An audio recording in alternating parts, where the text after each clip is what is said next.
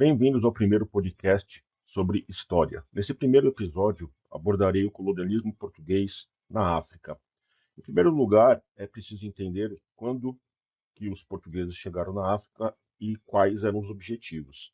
O primeiro lugar que os portugueses chegaram no continente africano foi em Ceuta, no norte da África, em 1415. O objetivo, a partir desta época, era estabelecer rotas comerciais para as Índias. Em 1460, os portugueses ocuparam as ilhas de Cabo Verde.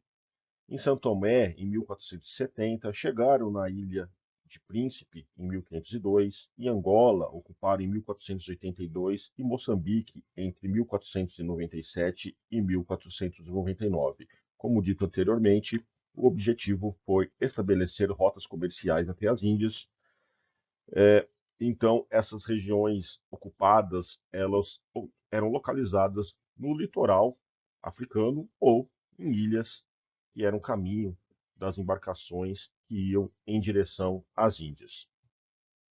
A época do colonialismo africano ocorreu após a Conferência de Berlim, em 1884 e 1885, onde as grandes potências europeias separaram os territórios africanos entre essas diferentes potências.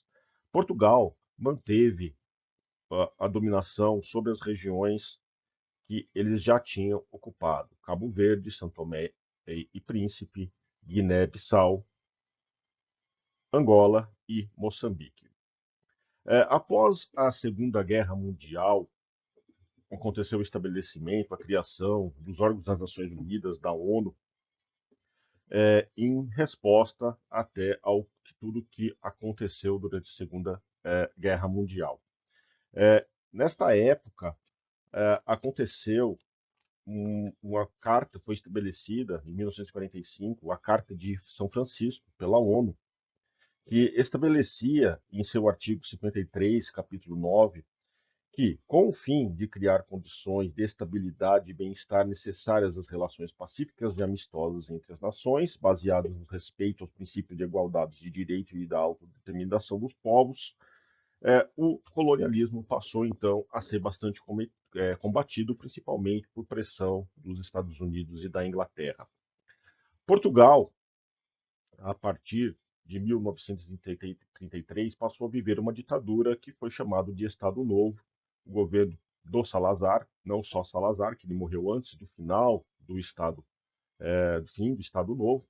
Esse durou bastante tempo, 1973 a 1974, essa ditadura, e esta época Portugal manteve as suas colônias, apesar das condenações no Conselho de Segurança da ONU, inclusive, com relação ao tipo de ocupação e ao colonialismo português. O governo de Salazar, ele não assumia, ou pelo menos não denominava essas colônias como colônias, né? Mas sempre como territórios ultramarinhos.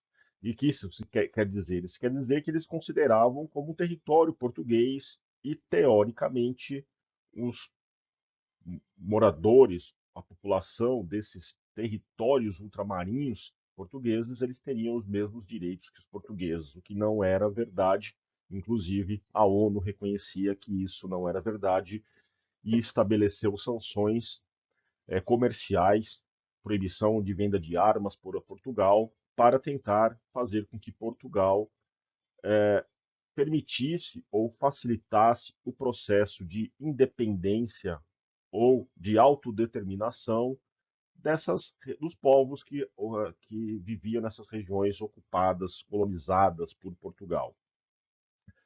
Uh, Isso durou bastante tempo. Então, de 1945 até basicamente 1974, 75, Portugal manteve esses países como colônias, explorando, utilizando de violência. Mas, a partir então do fim do Estado Novo, o que aconteceu em Portugal, que é a chamada Revolução dos Cravos de 1974, que inclusive neste ano de 2024 completa 50 anos, aconteceu então um processo de independência dos países africanos. A independência dos países africanos com relação a Portugal, elas não foram todas pacíficas, inclusive alguns processos ali de independência demoraram bastante tempo e foram bastante violentos, em especial em Angola e em Moçambique. Então, os processos de independência aconteceram após a Revolução dos Cravos. Então, Guiné-Bissau, em 1973, já todos os restantes dos países em 1975, mas sendo processos de independências bastante diferentes. Enquanto Guiné-Bissau, Cabo Verde, São Tomé e Príncipe foram mais pacíficos, Angola e Moçambique foram bastante violentos, com bastante violência de ambos os lados, até que Angola e Moçambique conseguiu a sua independência em 1975. Então, a ideia do podcast era passar um resumo sobre esse colonialismo português, desde a ocupação portuguesa da África até a independência dos países africanos que foram colônias portuguesas. Então, até a próxima.